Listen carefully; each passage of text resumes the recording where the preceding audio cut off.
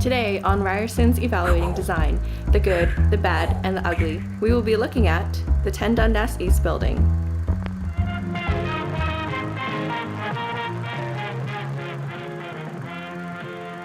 Ten Dundas East is located at Dundas and Yonge and is designed to be a retail, office, and entertainment complex.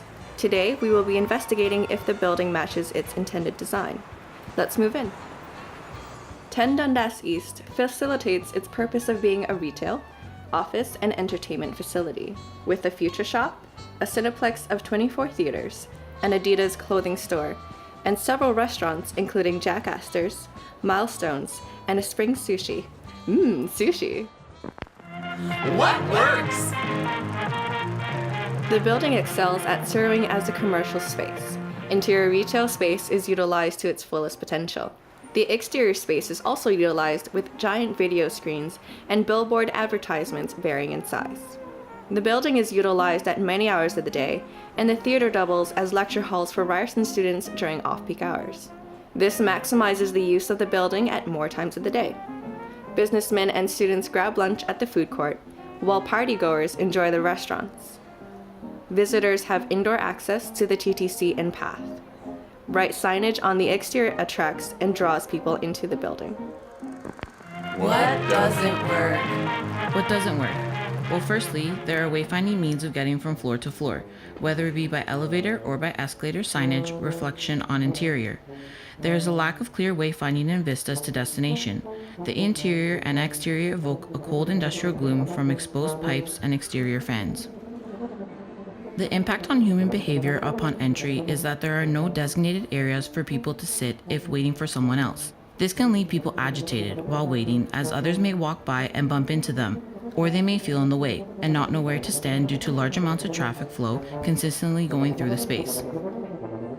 Also, finding a way from floor to floor can be a very stressful event.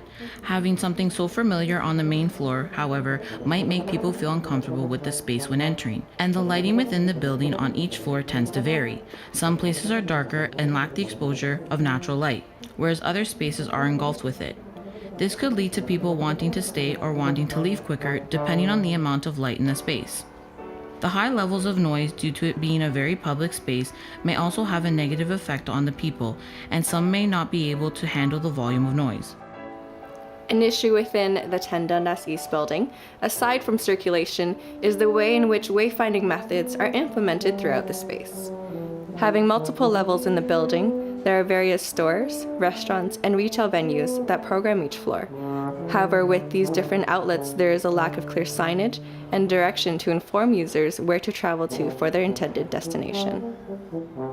As a result of this issue, there is no orderly form of wayfinding, in turn causing much disarray and disorganization. Suggestively, if there were unified signs for direction and wayfinding on each level in the 10 Dundas East building, matched with simple arrows and icons for different venues, there would be easier navigation through space for users, reducing confusion. During peak hours, lunch and early evening, the space is crowded with people trying to access the amenities and the subway. The escalators in the Toronto Life Square building have been poorly implemented, causing issues in circulation and population density. Users often feel overcrowded because the escalators going down do not follow the same path throughout all floors, causing confusion and disorientation. The current path to the existing escalator intersects with the open lineup spaces, which results in the collision and bunching of both parties. By changing the location of the escalator on the food court level, circulation will flow in the same linear path throughout all floors, which means less confusion for all users. This will also open up the space, allowing users to perceive that it has gotten larger and roomier.